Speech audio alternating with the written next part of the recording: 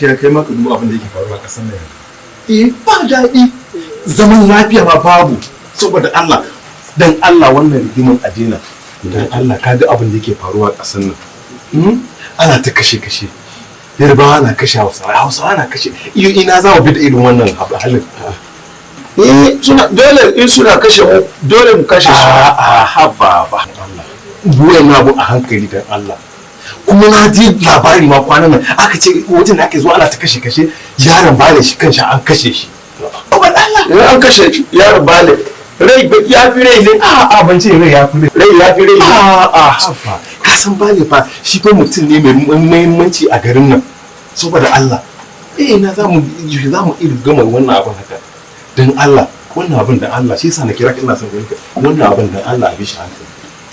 Yanzu ma na tuna dan Allah ina so yanzu Allah za a bi gida dan Allah wayannan mutanen mu dan Allah yaran su da Allah su gargade yaran su dan Allah su dai wannan kashe-kashen dan Allah ina so a dan bashi amma duk da haka in nace haka din dan Allah kuma ga musu in suka yi bacci idan su guda ɗaya a kulle ɗaya a buɗe dan Allah kuma idan suna tafiya ka gaya musu su diga duba baya diga wayan baya shi ne magana saboda idan suka kawo musu ta baya su kare kansu don Allah ku diga duba baya saboda wayannan mutanen kan je suna cin mu ta baya don Allah sai gaya musu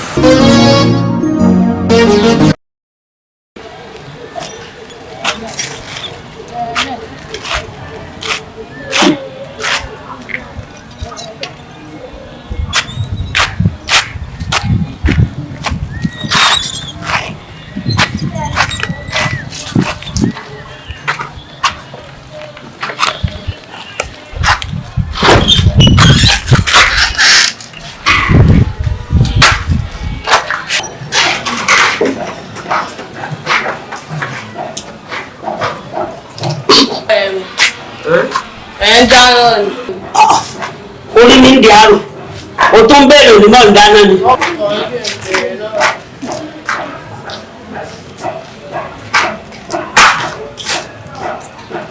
kí ni sọ kí ni sọ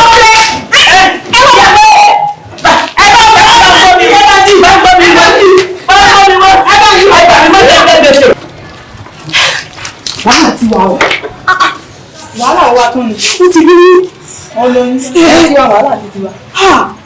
ẹ tẹ bàbá ọ̀rẹ́ ní bàbá ọ̀rẹ́ bàbá ọ̀rẹ́.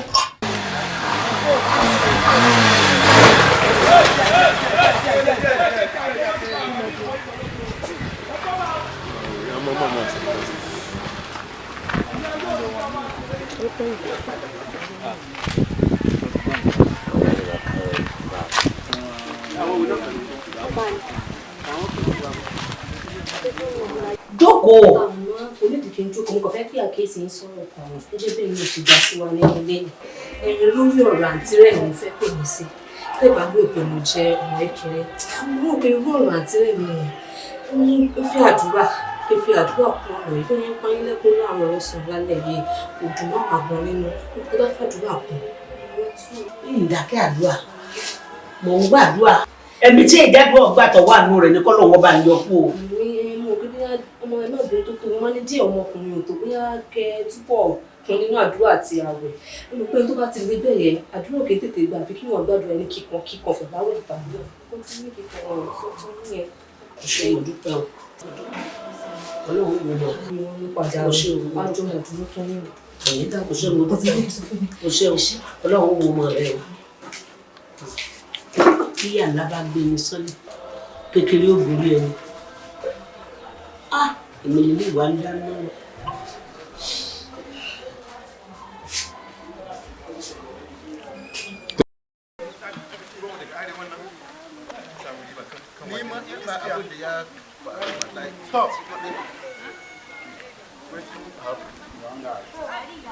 You the police? From Ajetumobi police station. To, me muka yi? Kai, me muka yi? Ni shoti wo ojú mi dáadáa.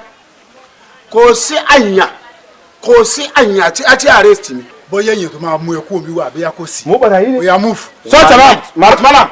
Listen to my colleague. Move. Mo ba meze paru mo jẹ. Paru meze. Ka don no. Ṣọ́ra rẹ̀. Mo jẹ.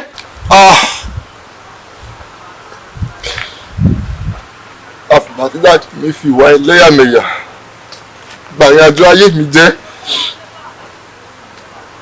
Mo gbé ìjìrò wálé. Ẹni tó wù mí láti fẹ́.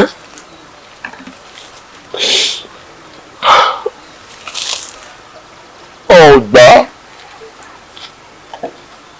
Nàná lóyún fún mi. Làbúsà mi. Àfìgbà tí mo fọ́ọ̀sì tí àbúrò mi lẹ́kùn. Tí mo fọ́ọ̀sì tí àbúrò mi lẹ́kùn. Ọláyẹmí. Àmọ́ kí ló dé tó jẹ́ wípé àwọn òbí wa kí ń ro tiwa mọ́ tiwọn kó tó di pé wọ́n kàn make decision fún wa. Tábàdé follow instruction tó fún wa wọ́n máa sọ wípé àtàpá sófin àwọn. Ọláyẹmí. Don't have choice. O gbọ́dọ̀ máa rí rẹ̀ lẹ́kọ̀ọ́.